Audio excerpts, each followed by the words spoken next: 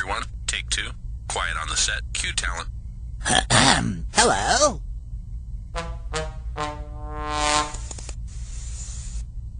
So, here we are.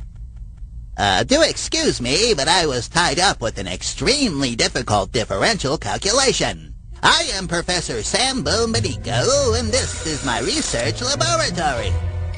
And what are we doing here? What are we doing here? Oh, yes.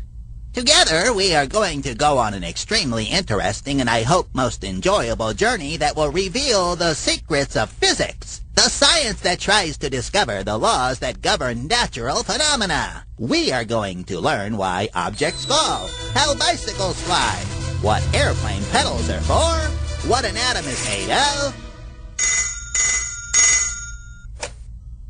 Yes? Yes? Ah, indeed. Certainly. Thank you. Excuse me. I am told there has been a bit of confusion. I meant to say we are going to learn how airplanes fly, what bicycle pedals are for and how they work, what matter and atoms are made of, what a laser is, and we'll discover the infinitely small and the infinitely large and see whether teleporting is just science fiction or reality.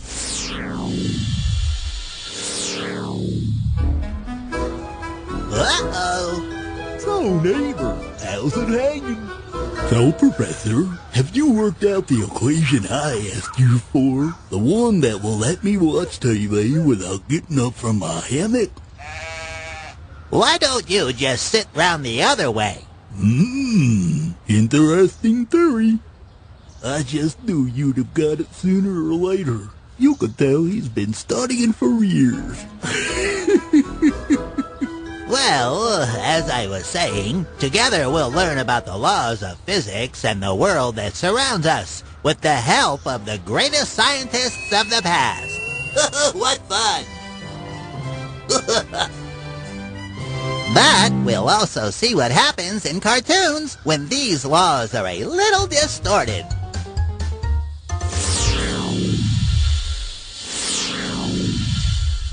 And I can tell you that happens very often. To explain all of this, I will use my computer. The screen behind me. The screen! Stand by.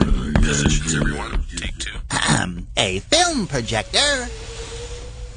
Darling, I love you. You're swell. You're terrific, kid. No, not that. Stand by, camera one. Then we'll have a chalkboard. Pan right. And a few other things to examine that you'll definitely enjoy.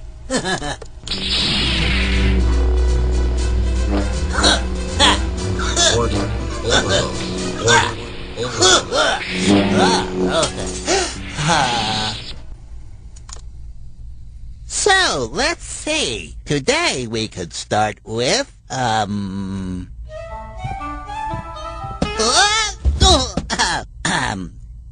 gravity. Yes, we could start right here.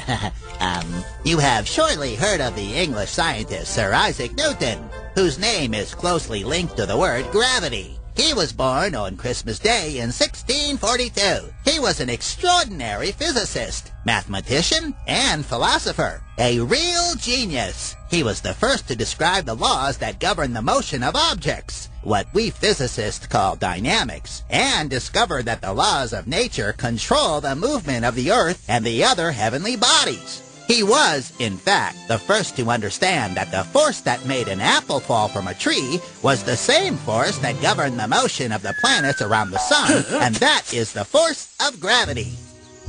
But do you realize the gravity of this situation?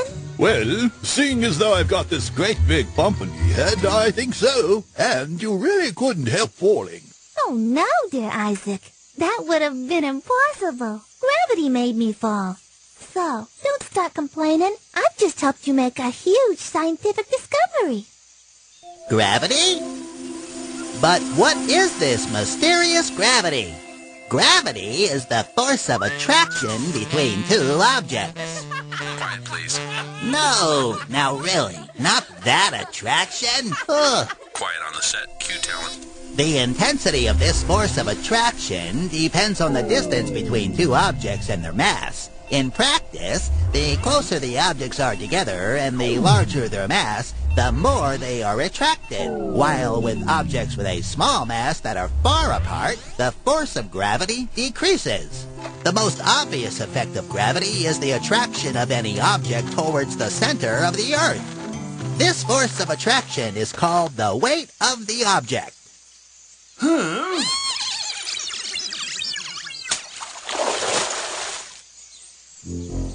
Any body suspended in space will remain in that state until made aware of its situation. No, that's not right. This really isn't physics at all, just a rather fun law from the world of cartoons. Ah, here we are. Newton, even if he is falling, must be decidedly happier.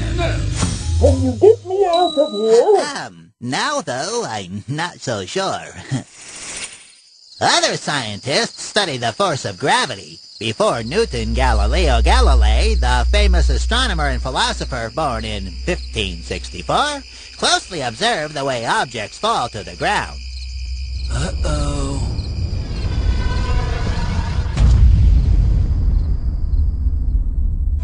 He dropped two spheres of different mass off the Tower of Pisa and noticed, contrary to Aristotle's claims before him, that both spheres hit the ground at almost the same instant. For that to happen, the two objects must have a fairly similar shape. They must, that is, be influenced in the same way by the friction of the air.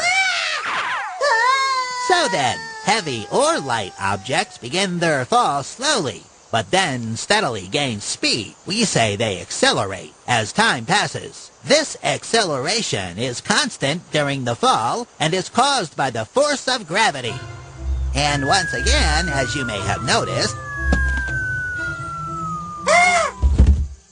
not everything that happens in cartoons is true, because there, everything always falls faster than an anvil. But that's not our case, kids, because we're real scientists, are we not? So remember that. If you let an object fall, it accelerates regardless of its mass.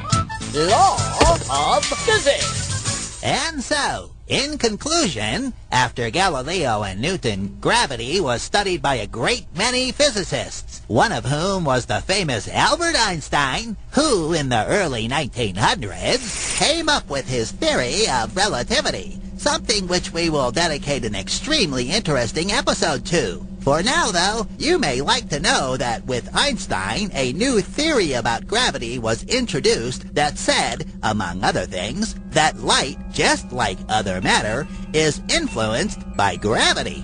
The famous black holes are an example of this theory. Even if they are still a great mystery, they are objects, the remains of extinguished stars, so dense and heavy that the surrounding gravity is so strong that not even the light can escape.